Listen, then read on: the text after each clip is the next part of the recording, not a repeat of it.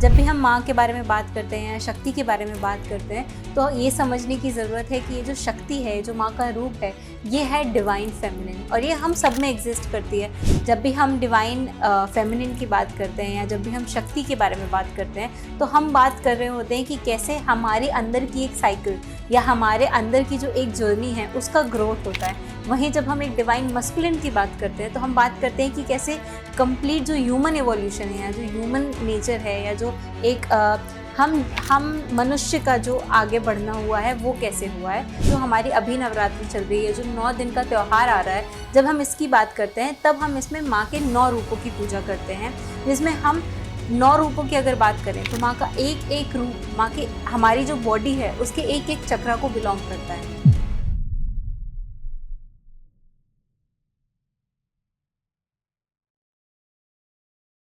जैसे मैम नवरात्र आ रहे हैं तो हम माता रानी को कैसे खुश कर सकते हैं और इसका क्या महत्व है? इसकी शुरुआत मैं करना चाहूँगी माँ के बहुत ही खूबसूरत मंत्र से, या देवी सर्वभूतेषु। इसका मतलब ये होता है कि जितने भी जीव जंतु हैं, जितने भी प्राणी हैं, उनका जो अस्तित्व है वो सिर्फ माँ से है। वैसे ही जो नवरात्रि आती है, जब हम नवरात्र में माँ के 9 रूपों का पूजन करते हैं या आवाहन करते हैं, तो नवरात्रि एक ऐसा त्यौहार है जिसमें हम सभी तरीके के जीव जंतुओं को सेलिब्रेट करते हैं, उनकी पूजा करते हैं, उनका ध्यान करते हैं या उनके बारे में एक जागरूकता लाते हैं हमारे अंदर। वैसे ही जैसे 9 दिन होते हैं माँ के, जैसे हम अपनी माँ के गर्भ में 9 महीने तक थे, वैसे ही सिमिलरली जो माँ के 9 दिन हैं या जो माँ के 9 रूप हैं वो अलग अलग रूपों के बारे में या अलग अलग हमारे डेवलपमेंट के बारे में बात करते हैं। जब भी हम माँ के बारे में बात करते हैं या शक्ति के बारे में बात करते हैं तो ये समझने की ज़रूरत है कि ये जो शक्ति है, जो माँ का रूप है, ये है डिवाइन फेमिनिन और ये हम सब में एग्जिस्ट करती है। चाहे आप और मैं हूँ, चाहे कोई और हो, इवन अगर कोई मेल भी है तो उसके अंदर भी वो डिवाइन फेमिनिन एग्जिस्ट करता है। और ये जो डिवाइन फेमिनिन है ये इतनी ब्यूटीफुल और इतनी स्ट्रॉन्ग एनर्जी है कि अगर वो माँ गौरी के रूप में गणेश जी की मदर हैं तो वहीं वो माँ काली के रूप में भी कार्तिकेय भगवान को अलग अलग तरीके के दानवों से या दृष्टि हमारी जो सृष्टि है इसको बचाने में लगी रहती हैं। तो जो माँ के रूप है वो तो बहुत अनेक है और हम सबसे जुड़े हुए भी बहुत सारे हैं।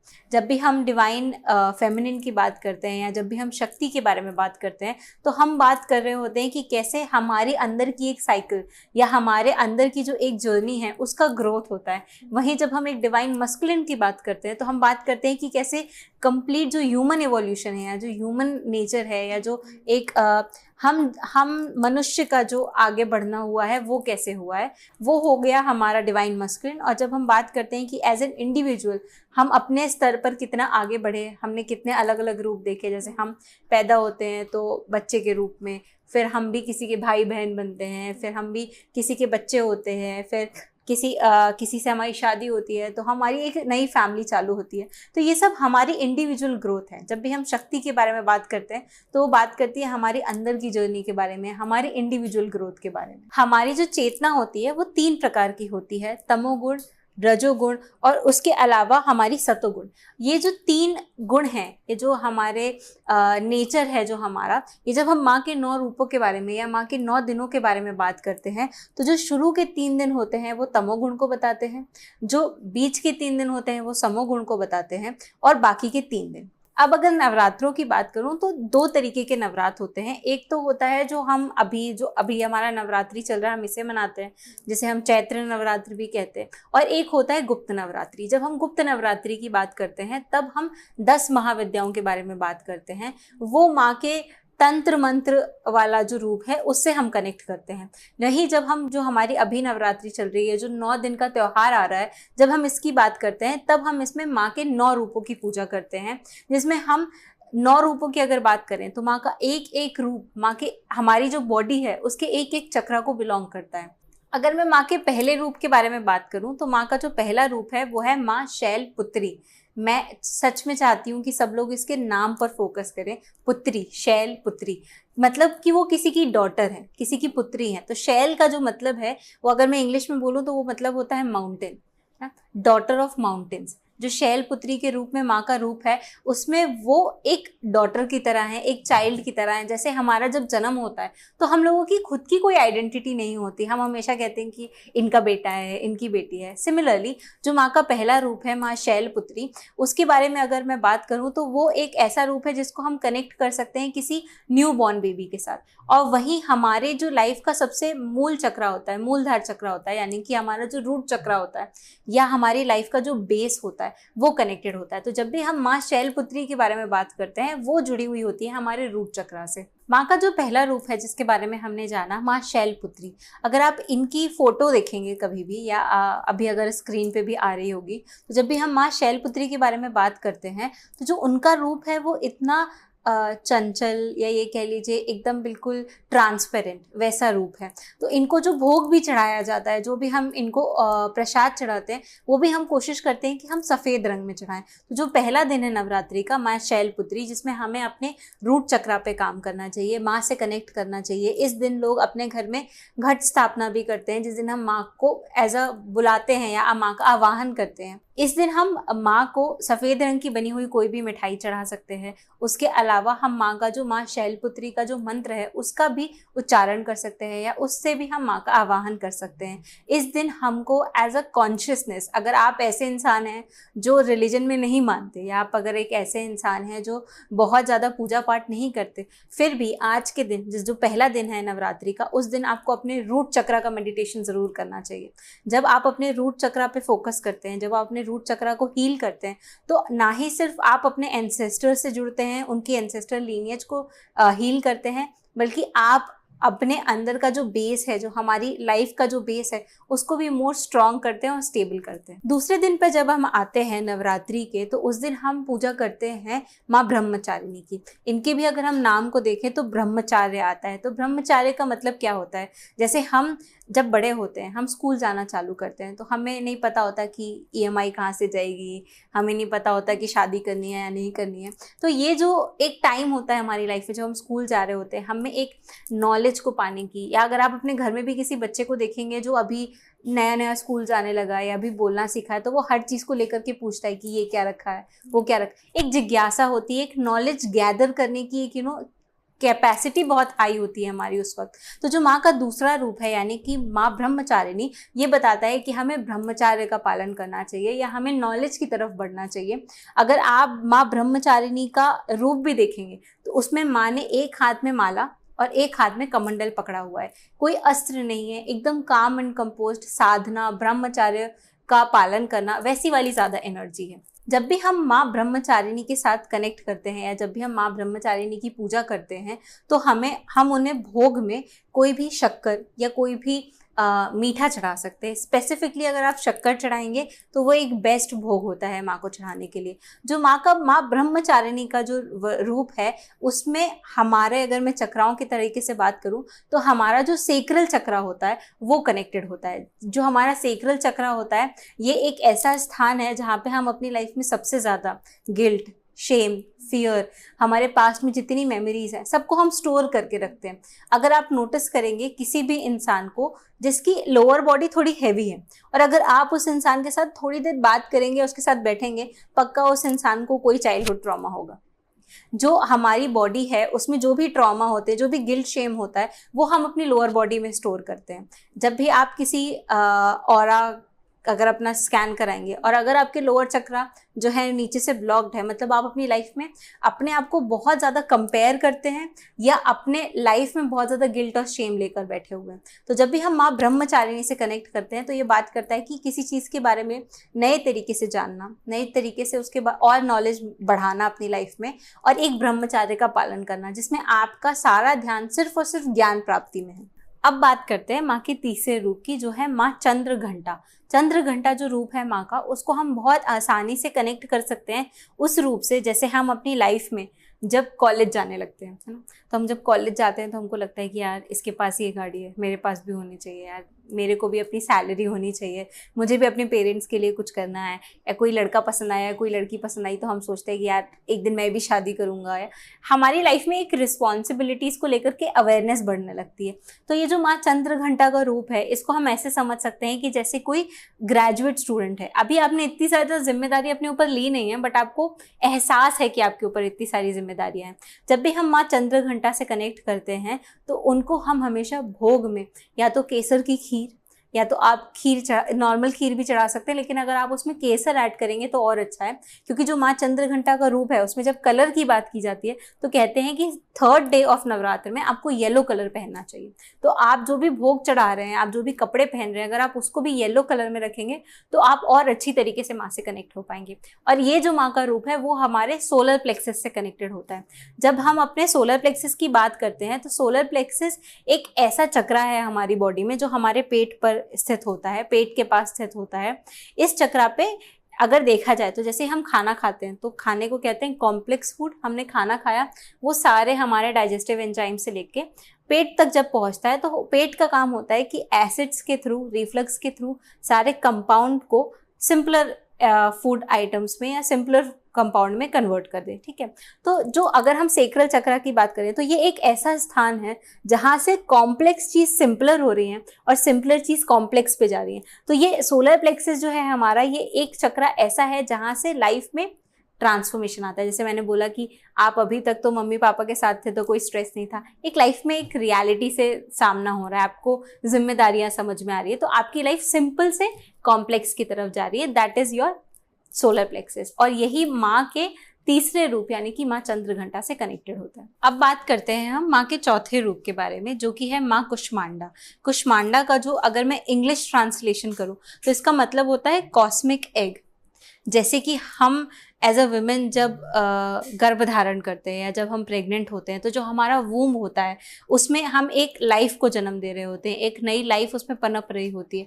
सिमिलरली जो माँ है ना, हम तो एक सिंगल मदर बनते हैं, और जो देवी हैं, देवी के जो वूम है उसके अंदर पूरा कॉस्मिक यानी कि पूरा ब्रह्मांड बसता है। तो जो माँ का रूप है माँ कुष्मांडा, वो बताता है या वो रिप्रेजेंट करता है जैसे कि हम अपनी लाइफ में आगे बढ़ते हैं जब, तो हम प्रेग्नेंट होते हैं या हमारा पार्टनर प्रेग्नेंट होता है, तो उस वाली एनर्जी के बारे में बात करता है। इस रूप में माँ का जो रंग होता है जो आपको इस्तेमाल करना चाहिए वो होता है लाल रंग, जो कि हमारे जो मेंस्ट्रुअल साइकिल है उसको भी रिप्रेजेंट करता है। उसके अलावा इस दिन अगर आप माँ को मालपुए का भोग लगाते हैं तो जो भी आपकी विश है या जो भी आप मैनिफेस्ट करना चाहते हैं माँ की एनर्जी के साथ कनेक्ट करके, तो ये बहुत अच्छी रेमेडी है कि आप उन्हें उस दिन भोग लगाएं। अगर कोई इंसान है जो प्रेग्नेंट होने में बहुत ज़्यादा इश्यूज फेस कर रहा है, या अगर कोई एक ऐसी महिलाएं हैं जिनको बहुत ज़्यादा इश्यूज आ रहे हैं फर्टिलिटी के बारे में, प्रेगनेंसी के बारे में, तो इस दिन उन्हें माँ कुष्मांडा से ज़रूर कनेक्ट करना चाहिए और अपने मन से प्यार से बनाकर उन्हें मालपुआ ज़रूर चढ़ाना चाहिए। और ये जो माँ का रूप है ये हमारे जो हार्ट चक्र है उससे कनेक्टेड होता है। तो अगर हम इस दिन अपने हार्ट चक्र का भी मेडिटेशन करते हैं तो ये भी हमारे लिए बहुत बेनिफिशियल होता है। अब बात करते हैं माँ के पांचवें रूप की, जो कि है माँ स्कंद माता। जैसे कि हमने देखा था शैलपुत्री, वैसे ही स्कंद माता, इसमें माँ का जो रूप है वो है कि वो स्कंद की माँ है। जो स्कंद है वो कार्तिकेय जी का दूसरा नाम है, उनको स्कंद भी कहा जाता है। तो इसमें जो माँ का रूप है उसमें वो सिर्फ कार्तिकेय भगवान की माता है। उनकी पूरी दुनिया, उनका पूरा संसार सिर्फ उनके पुत्र के आसपास घूमता है। अगर आप उनका फोटो भी देखेंगे माँ स्कंद माता का, तो उन्होंने अपने गोद में स्कंद यानी कार्तिकेय भगवान को रख रखा है। उनके हाथों में कोई अस्त्र नहीं है, कुछ नहीं है, सिर्फ उनकी पूरी दुनिया अपने बच्चे के अराउंड घूमती है। जैसे कि जब हम लोगों के घर में कोई छोटा बेबी होता है या हमारा जब कोई बेबी होता है तो हमारा हॉलीडे कब होगा, हम घूमने कब जाएंगे, डिनर कितने बजे होगा, सुबह कब होगी, सब कुछ उस बच्चे के अराउंड घूमता है। वैसे ही जो माँ का पांचवा रूप है यानी कि माँ स्कंद माता का जो रूप है वो मदरहुड को डिफाइन करता है, या वो हमारी मदरहुड वाली एनर्जी को डिफाइन करता है। अगर आपके बच्चे को बहुत ज़्यादा हेल्थ इश्यूज आ रहे हैं, बहुत ज़्यादा बीमार पड़ता है, तो भी आप आज के दिन माँ से कनेक्ट कर सकते हैं। ये जो माँ का तीसरा रूप है, ये जो हमारी बॉडी में थ्रोट चक्रा होता है उससे कनेक्टेड होता है। तो इस दिन हमें अपने थ्रोट चक्रा मेडिटेशन को भी थोड़ा सा समय देना चाहिए। जो 6th डे होता है नवरात्रि का, उस दिन जो हम माँ के रूप के साथ कनेक्ट करते हैं वो है देवी कात्यायनी। एक ऐसा रूप जिसमें माँ ने अग्रेशन दिखाया था, जिसमें माँ ने एक डरावना रूप दिखाया था। क्यों दिखाया था? अब मान लीजिए कि अगर आपका बच्चा घर आए और बोले कि आज मुझे 4 बच्चों ने धक्का देके सीढ़ी से गिरा दिया, तो आपका पहला जो एक्सप्रेशन होगा वो क्या होगा? आपको एक तो चिंता होगी क्योंकि आप उसकी मदर हैं, दूसरी चीज होगी कि आपको आएगा गुस्सा कि कोई मेरे बच्चे को हाथ कैसे लगा सकता है, या मेरे बच्चे को इतनी चोट कैसे लगती है। वैसे ही जो माँ देवी कात्यायनी का रूप है, उसमें माँ जो है वो कार्तिकेय भगवान को बचाने के लिए, स्कंद को बचाने के लिए एक बहुत ही डरावना तो नहीं बोलूंगी मैं, एक प्रोटेक्शन वाला जो रूप होता है वो रूप लेती हैं, और उस रूप में वो महिषासुर का वध करती हैं। अगर महिषासुर की मैं बात करूं तो स्कंद यानी कि कार्तिकेय जी जो थे वो हमेशा महिषासुर को हरा दिया करते थे, या ये कह लीजिए कि उसको हमेशा रोक लिया करते थे पृथ्वी का विनाश करने से। तो एक दिन उससे लगा कि अब ये समय आ गया है कि मुझे कार्तिकेय भगवान को हटा देना चाहिए। तो जब वो उन पे हमला करने की कोशिश करता है, तब माँ लेती हैं देवी कात्यायनी का रूप, और अपने बच्चे को प्रोटेक्ट करने के लिए वो इस रूप में आती हैं।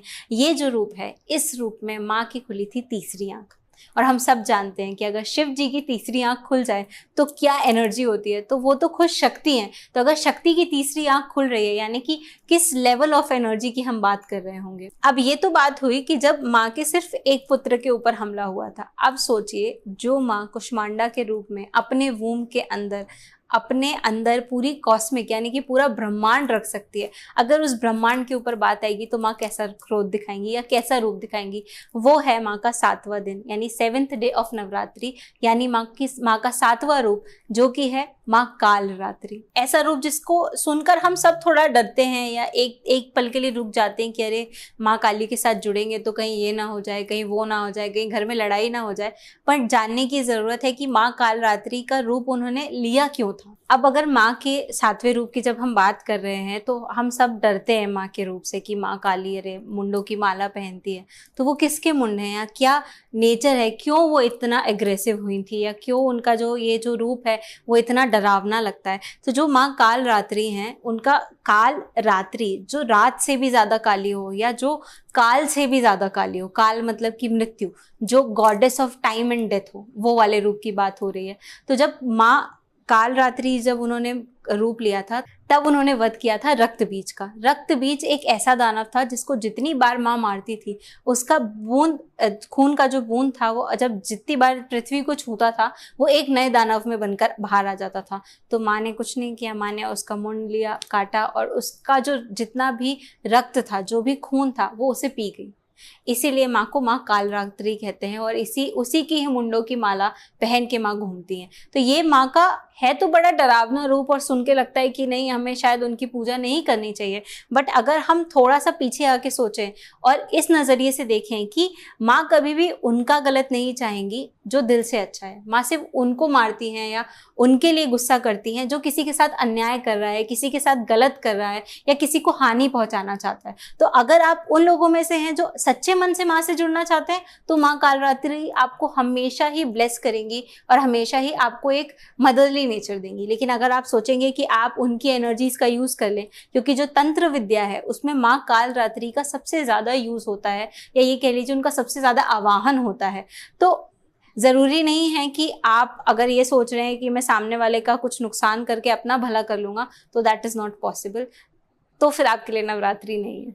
और ये जो रूप है माँ का, माँ कालरात्रि का जो रूप है, वो एसोसिएटेड है हमारे क्राउन चक्रा से।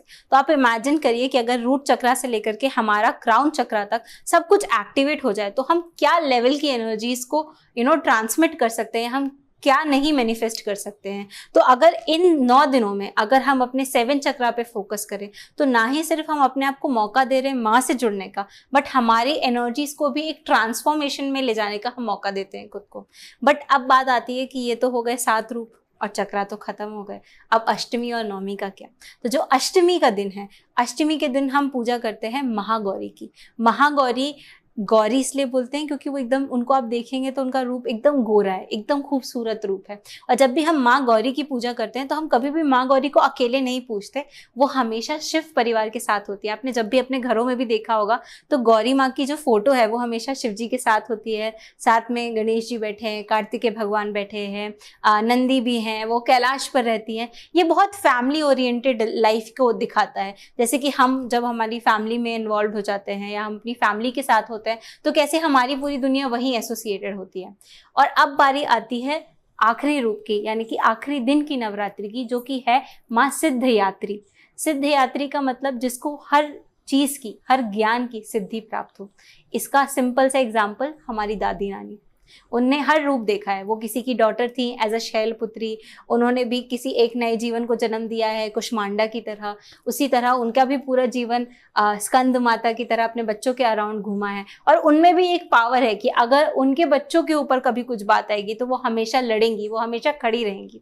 वैसे ही जो माँ सिद्धयात्री का रूप है वो बताता है कि जब आपको हर चीज़ के बारे में सिद्धि मिल गई हो, हर चीज़ का ज्ञान मिल गया हो, तब आपको माँ, अगर आप ऐसा चाहते हैं तो आपको माँ सिद्धयात्री से कनेक्ट करना चाहिए।